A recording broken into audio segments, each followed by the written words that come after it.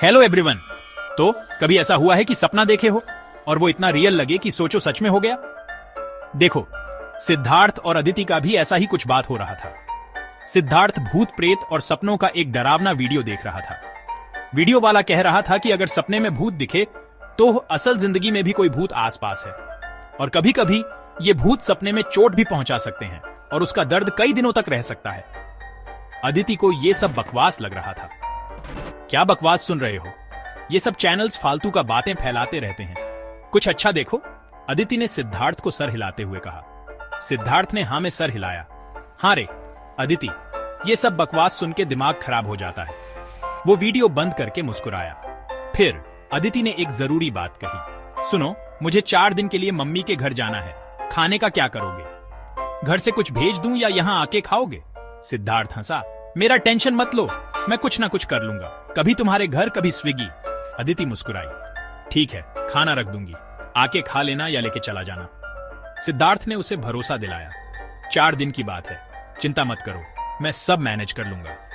और ऐसे ही सिद्धार्थ और अदिति की बातें भूत वाले सपनों से लेकर रोजमर्रा की जिंदगी तक पहुंच गई। कभी कभी छोटी छोटी चीजें ही सबसे ज्यादा मायने रखती हैं। देखने के लिए धन्यवाद और लाइक और सब्सक्राइब करना ना भूलें।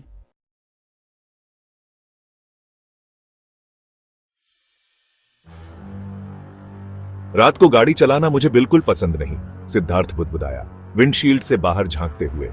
स्ट्रीट लाइट्स कम थीं, उनकी मंद रोशनी बढ़ते अंधेरे में खो रही थी। हाईवे, जो आमतौर पर गाड़ियों से भरा रहता था, आज खतरनाक रूप से खाली था। वो घंटों से गाड़ी चला रहा था। उसकी पलकें भारी हो रही थीं, सर में दर्द शुरू हो रहा था। बस कुछ मील और, उसने सोचा। खुद को जगाए रखने की कोशिश करते हुए उसने जीपीएस पर नजर डाली।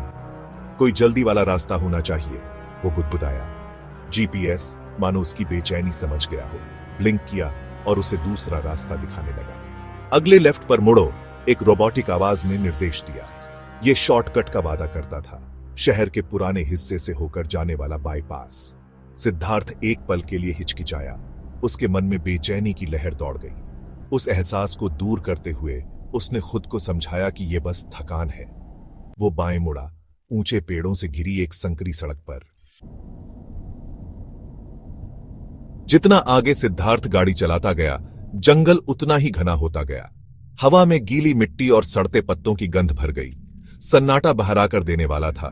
सिर्फ उसकी धड़कनें, उसकी पसलियों से टकराने की आवाज सुनाई दे रही थी।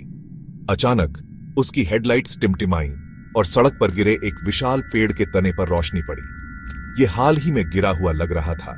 इसका कटा हुआ सिरा उसकी कार की तरफ इशारा कर रहा था, जैसे कोई उंगली उठाकर इल्जाम लगा रहा हो। वाह, क्या बात है, सिद्धार्थ ने निराशा में आह भरी। उसने कार को पेड़ से कुछ फीट दूर रोक दिया। इंजन की आवाज सन्नाटे में गूंज रही थी।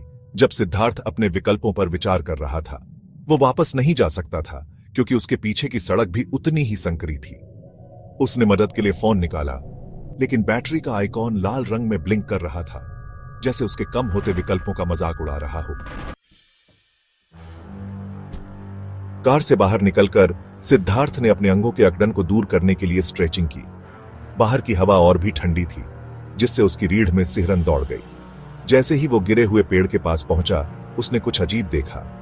लकड़ी अजीब तरह से ताजी लग रही थी।